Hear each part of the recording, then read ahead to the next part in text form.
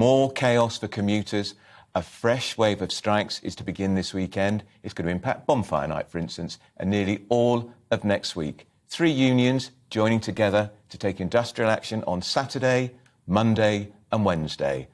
And for good measure, the London Underground is walking out on Thursday.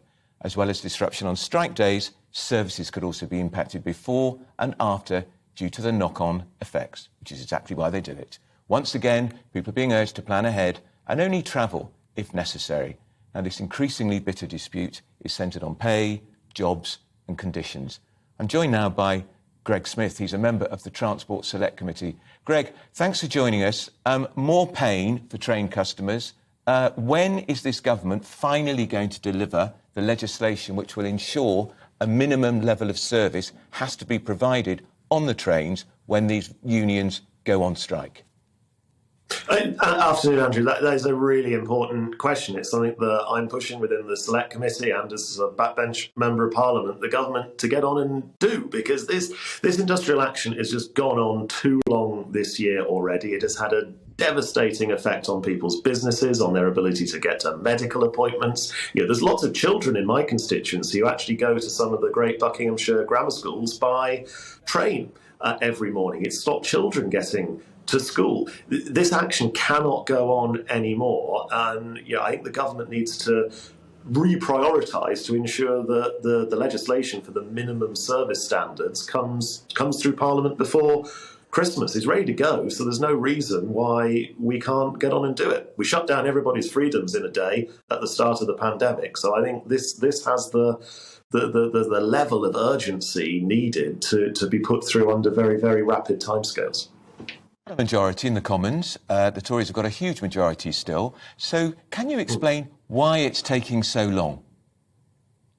I wish I could give you the reason that it isn't happening overnight. It's certainly something that, as I said, I'm raising through the Select Committee. We had Mick Lynch in front of us a couple of weeks ago, and directly with transport ministers, and funnily enough, the former chairman of the Transport Select Committee, Hugh Merriman, has just been made the rail minister. I know he gets the urgency behind this because he chaired the session we had with unions just a couple of weeks ago. I don't know what the delay is, but we can't afford as a country, our children can't afford in terms of their education, people cannot afford in terms of the delays to getting to their medical appointments, this to go on any longer. And if you think about it rationally, all the unions are now doing is driving people away from the railways, getting people back in their cars or taking other modes of transport or working from home, and that's just going to undermine the entire future of the railways.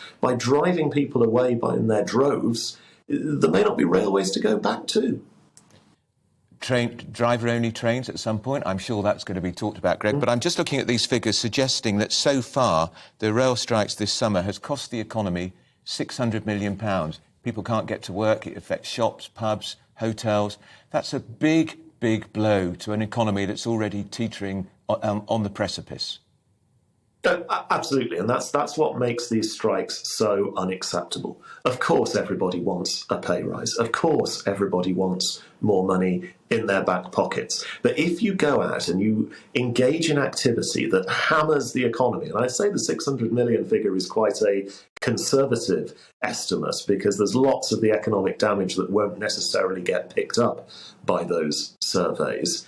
If you're inflicting that level of damage on an already very fragile economy, then that is just going to undermine people's ability to buy the railway tickets of the future, to even want to buy the railway tickets of the future, which will ultimately undermine people's job prospects on the railways in the long term. It is essentially a horrible act of self-harm as well as national harm. And just to add to this sense of chaos, those people in Just Stop Oil, the pain that is Just Stop Oil, they've set a deadline, Greg, for their demands by the end of the day, or they say they're going to escalate their disruption. Do you think the police are being proactive enough in stopping these people disrupting our lives, causing problems with traffic? We know that ambulances have had to be turned back, fire engines have had to be turned back. Should the police really get tough now? Yeah, we've passed the legislation to really crack down on unacceptable protest that disrupts people's lives and risks lives in the way that they have stopped ambulances and fire appliances from getting through their protests. And yeah, I absolutely agree that it is time for the police to use every last clause in each bit of legislation we've passed to crack down on unacceptable protest and ensure that those that think they can go about massively disrupting the economy of this country, people's day-to-day business, their ability to get to hospital in an emergency situation. The police need to use every bit of the powers we've given them to crack down on these protesters and ensure they're not able to do it and get away with their stunts and their tricks anymore. I just ask you finally, you probably caught up on that story a week or so ago in Germany when these Stop Oil protesters raided a Volkswagen showroom. They were locked in, the heating was turned off, and they had absolutely no sanitation facility. So that pretty quickly turned into a dirty protest. And of course the hypocrites complained the heating was turned off and they were too cold. You'd have thought Stop Oil protesters would always want the heating turned off. Perhaps we should consider a reception like that for the Stop Oil protesters in this country, Greg.